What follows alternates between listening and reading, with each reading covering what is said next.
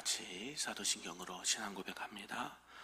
전능하사 천지를 만드신 하나님 아버지를 내가 믿사오며 그 외아들 우리 주 예수 그리스도를 믿사오니 이는 성령으로 잉태하사 동정녀 마리아에게 나시고 본디오 빌라도에게 고난을 받으사 십자가에 못 박혀 죽으시고 장사한 지 사흘 만에 죽은 자 가운데서 다시 살아나시며 하늘에 오르사 전능하신 하나님 우편에 앉아 계시다가 저리로서 산자와 죽은 자를 심판하러 오시리라. 성령을 믿사오며 거룩한 공회와 성도가 서로 교통하는 것과 죄를 사하여 주시는 것과 몸이 다시 사는 것과 영원히 사는 것을 믿사옵나이다. 아멘. 우리 다 같이 찬송 338장 네 줄을 가까이 하게 하면 찬송합니다.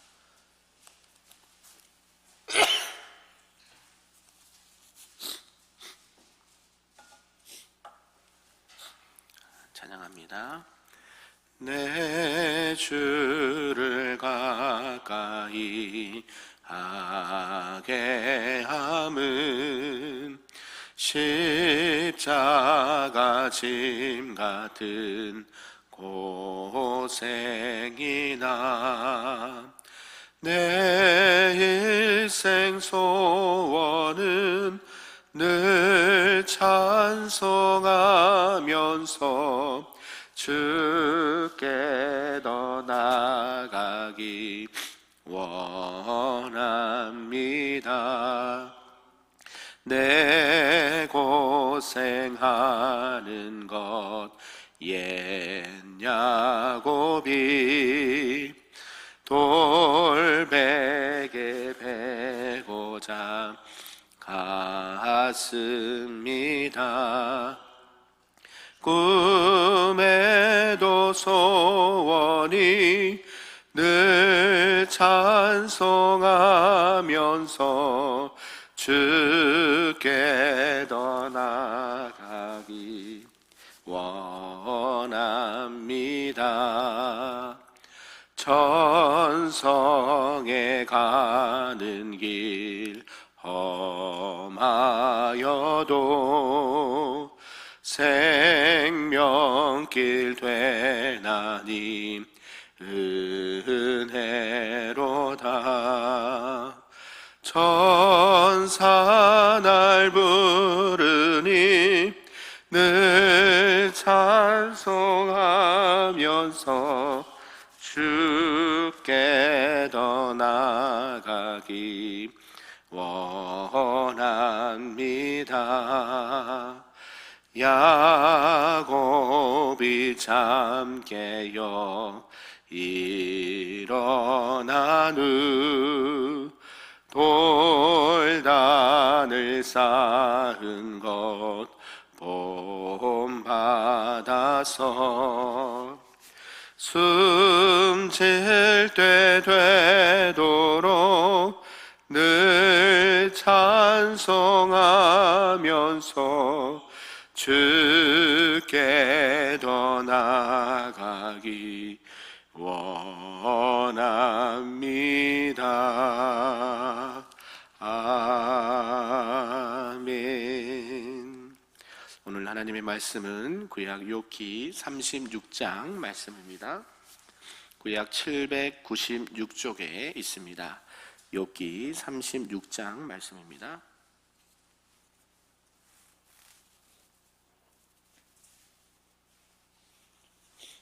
우리 한 절씩 교독합니다.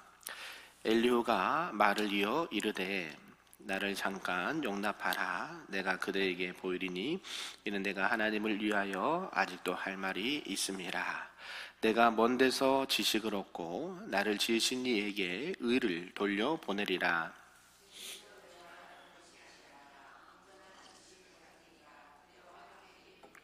하나님은 능하시나 아무도 멸시하지 아니하시며 그의 지혜가 무궁하사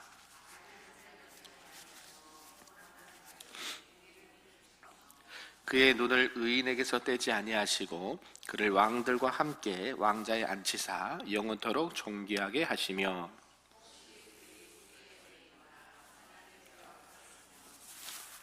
그들의 소행과 악행과 자신들의 교만한 행위를 알게 하시고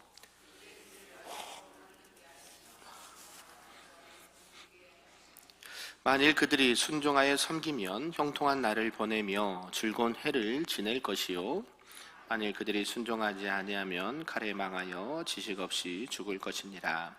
마음이 경건하지 아니한 자들은 분노를 쌓으며 하나님이 속박할지라도 도움을 구하지 아니하나니 그들의 몸은 젊어서 죽으며 그들의 생명은 남창과 함께 있도다.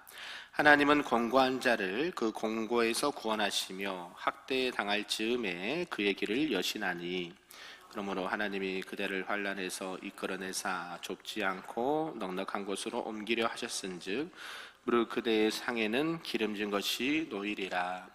이제는 악인의 받을 벌이 그대에게 가득하였고 심판과 정의가 그대를 잡았나니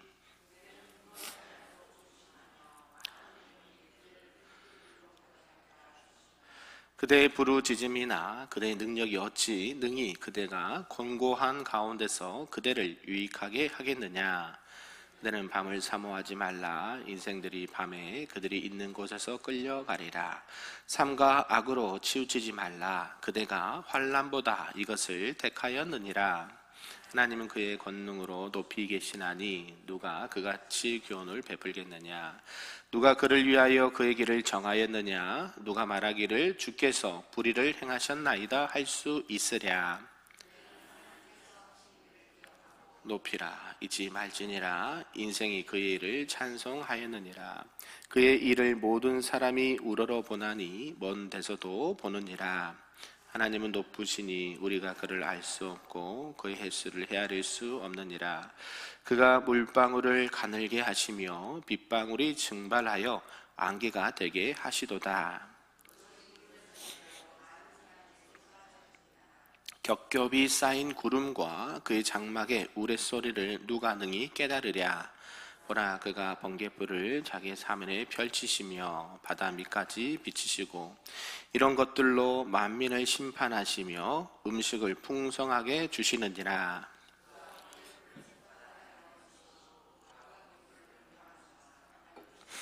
같이 있습니다. 그의 우레가 다가오는 풍우를 알려주니 가축들도 그 다가옴을 아느니라. 아멘. 할렐루야. 오늘 새벽에도 하나님의 크신 은혜가 우리에게 충만하기를 간절히 소망합니다. 아멘. 오늘은 욥기 36장 말씀이고요. 엘리후의 변론이 계속 이어지고 있는 말씀입니다. 이제 엘리후는 네 번째 말씀을 이제 쭉 이어가면서 의로우신 하나님에 대해서 이렇게 다시 한번 강조를 하고 있습니다. 아마 이 엘리후의 이 결론적인 변론이다, 말씀이다라고 우리가 볼 수가 있는데요. 하나님을 다스리시는 사람을 다스리시는 이 하나님의 공의와 또 모든 만물 자연계를 통치하시는 이 하나님의 주권을 마지막으로 말씀하면서 욥으로 하여금 회개하고 하나님 앞에 복종할 것을 강력하게 권고를 하고 있는 말씀입니다. 결국 이러한 내용의 흐름을 통해서 욥기서는 점점 누구를 향해서 가고 있느냐? 하나님의 현현이라고 합니다. 계속 이제 욥기서에 보면 신학적인 용어가 종종 나오는데요. 하나님의 현현, 하나님의 실제, 온 우주 만물을 통해서 하나님의 나타나심이죠. 그래서 그런 것들이 점점 강조가 되고 있고 하나님의 주권, 하나님의 공의, 하나님의 초월성, 내재성, 어저께 말씀드렸듯이 이런 것들을 계속 강조하면서 누구를 더 돋보이게 하고 있습니까?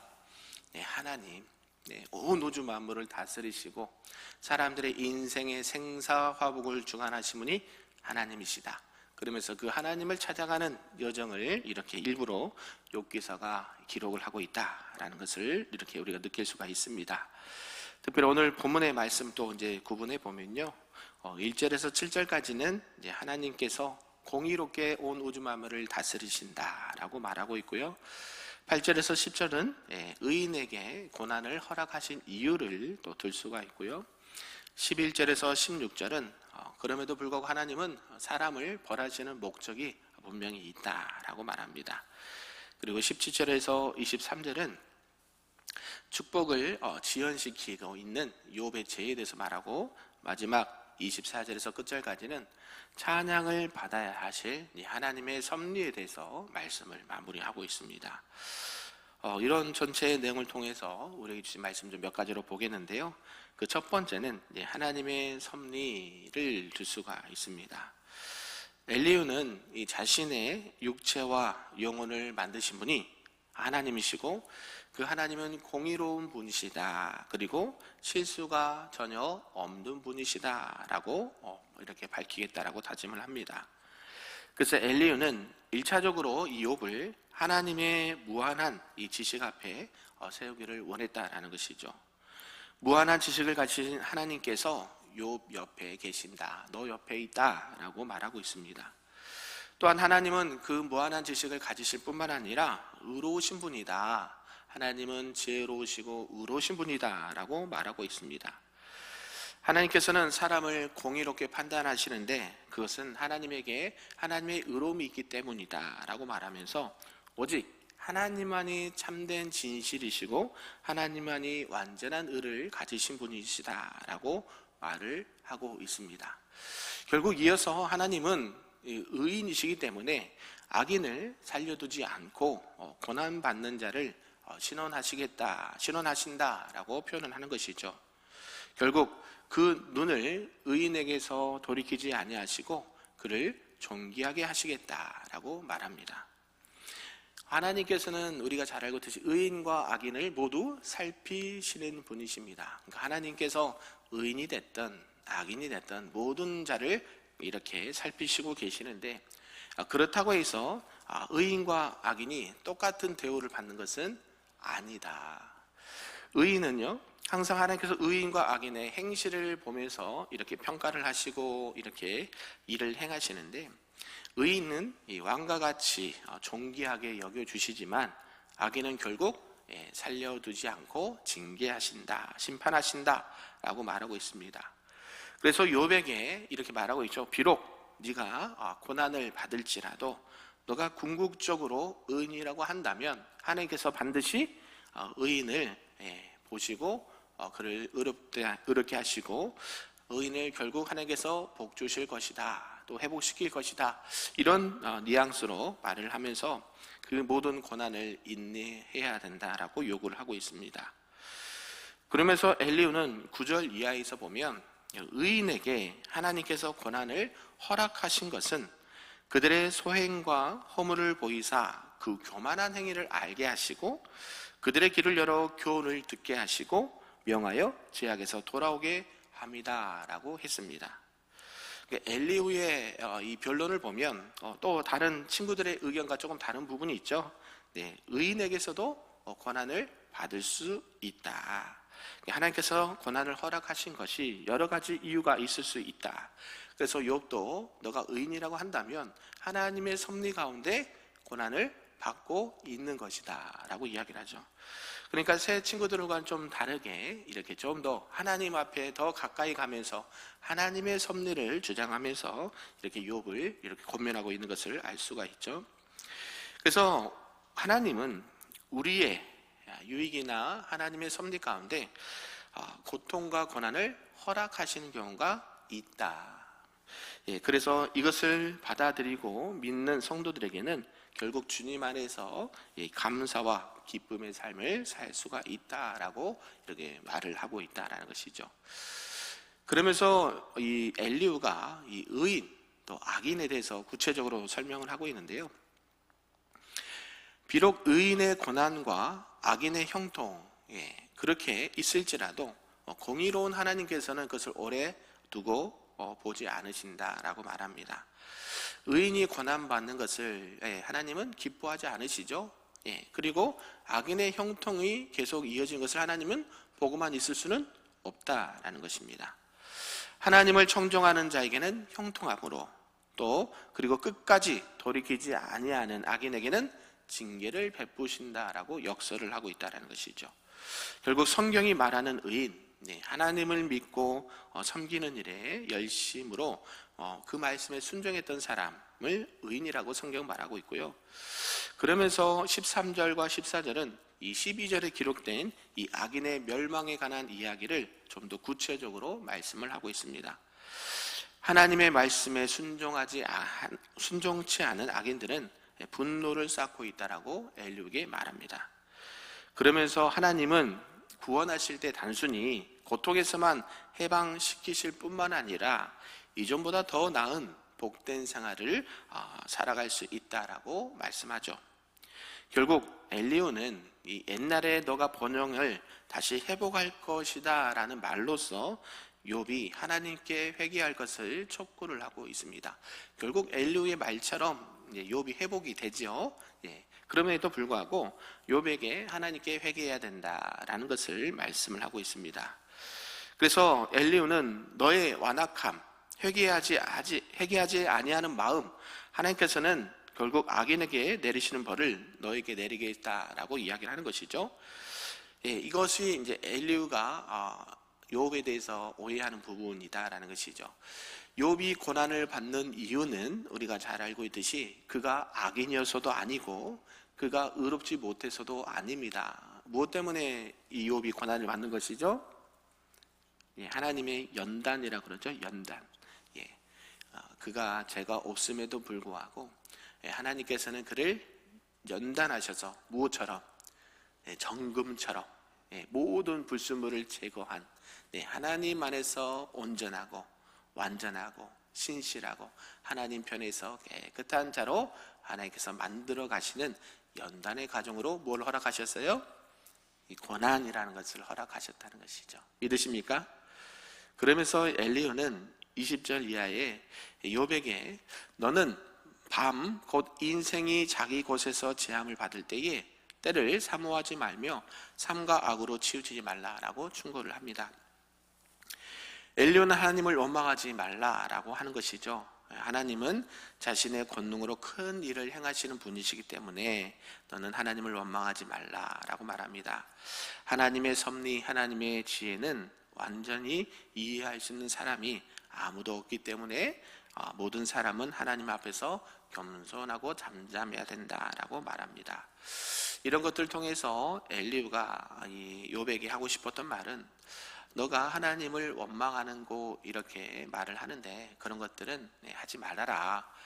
계속 욥도 이렇게 친구들과 변론을 하면서 자신의 무죄함을 주장을 했고 자신의 의로움을 주장을 했고 또 자신이 이제 하나님 내가 정말 이렇게 죄를 지어서 이렇다고 한다면 차라리 나의 생명도 걷어가시고 하나님께서 나를 이렇게 이렇게 판단해 주십시오라고 하나님 앞에 얘기를 했거든요.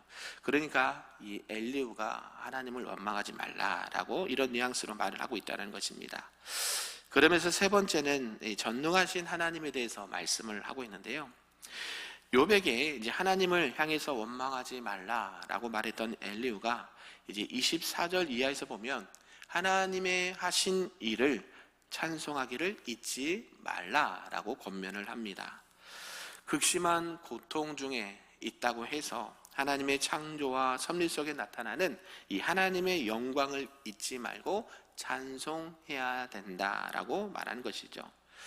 엘리후는 하나님이 크심으로 사람이 그를 알 수가 없고 그 연수를 계산할 수 없다라고 말합니다. 무한한 존재인 사람이 무한한 존재를 유한한 사람이 다 알 수 없다라는 것을 이야기하고 있습니다.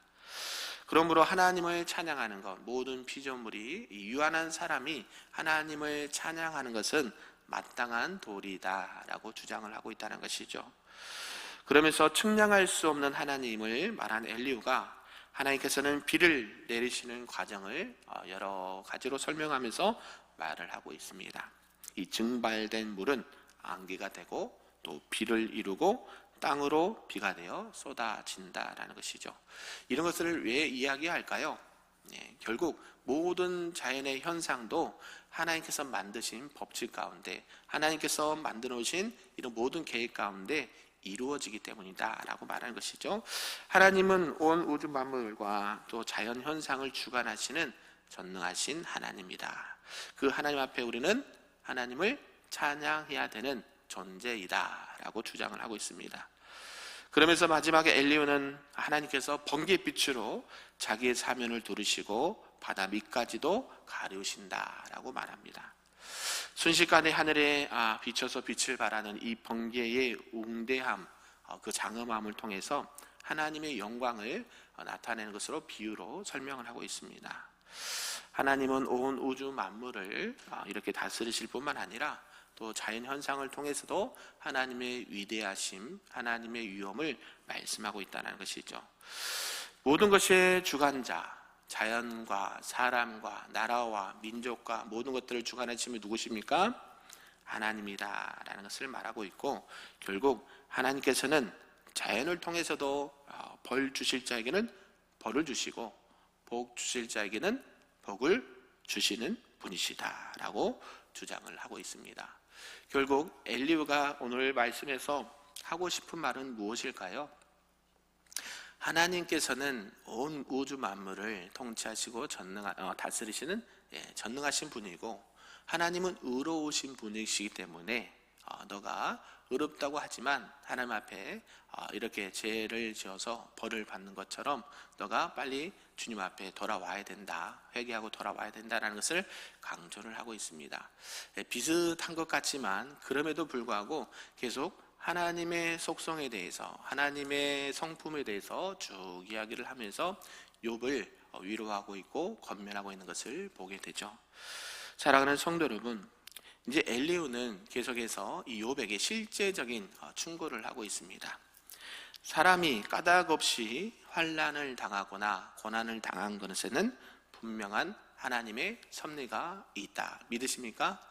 네, 우리가 당하는 모든 것, 또 우리가 살아가는 모든 것들은 하나님께서 일일이 다 개입을 하고 계시고, 또 직접적으로 또 간접적으로 또 자연 현상을 통해서도 우리를 다스리시고 통치하시는 분이 하나님이신 줄로 믿습니다.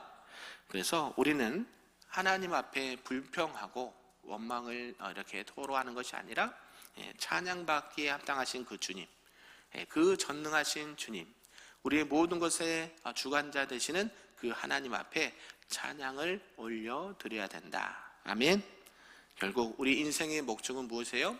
하나님 우리를 만드신 목적, 누구를 찬양하기 위해서? 하나님을 찬양하도록, 내 백성이 여호와를 찬양하도록 하기 위해서 우리를 만드신 것처럼 우리가 늘 어떠한 형편에 있든지 하나님을 아름답게 찬양하시고, 비록 고난과 연단 속에 있다 하더라도 하나님을 더 사랑하시고 하나님을 찬양할 수 있는 우리 복된 성도님들 될 수 있기를 주님의 이름으로 축복합니다. 아멘. 기도하겠습니다. 사랑과 은혜가 충만하신 하나님 아버지, 감사합니다. 오늘 엘리후는 욥에게 하나님의 의로우심을 대해서 말씀하고, 전능하신 하나님, 또 실제적으로 우리에게 나타나셔서 말씀하시는 하나님, 또 자연 현상을 통해서 우리에게 직접 간접적으로 통치하시고 인도하시는 하나님에 대해서 말씀하셨습니다. 사람이 까닭없이 환난을 당하는 것, 또 어려움을 당하는 것에는 분명히 하나님의 섭리가 있다라고 주장을 합니다. 그래서 우리 모두가 하나님의 그 섭리와 하나님의 주권과 하나님의 통치와 하나님의 다스림 앞에 우리가 불평하고 원망하는 것이 아니라 오히려 하나님을 찬양하고, 그 높고 높으신 하나님을 찬양하고 경배하며 하나님 앞에 믿음으로 나갈 수 있는 우리 모두가 될 수 있도록 인도하여 주시옵소서. 그리하여 항상 기뻐하고 쉬지 말고 기도하고 범사에 감사함으로 말미암아 하나님의 뜻을 이루는 하나님의 백성들이요, 이 나라와 민족이요, 세계 열방이 될 수 있도록 하나님 은혜 더하여 주시옵소서. 오늘도 하나님을 더욱더 사모하며 나갑니다.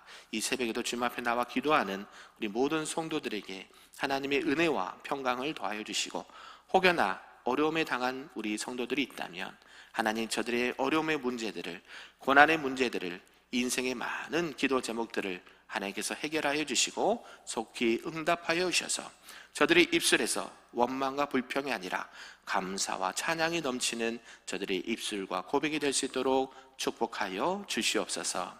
감사드리며 예수님의 이름으로 기도하옵나이다. 아멘. 하늘에 계신 우리 아버지여, 이름이 거룩히 여김을 받으시오며 나라가 임하시오며 뜻이 하늘에서 이루어진 것 같이 땅에서도 이루어지리라. 오늘 우리에게 일용할 양식을 주시었고 우리가 우리에게 죄 지은 자를 사하여 준 것 같이 우리 죄를 사하여 주시었고 우리를 시험에 들게 하지 마시옵고 다만 악에서 구하시옵소서.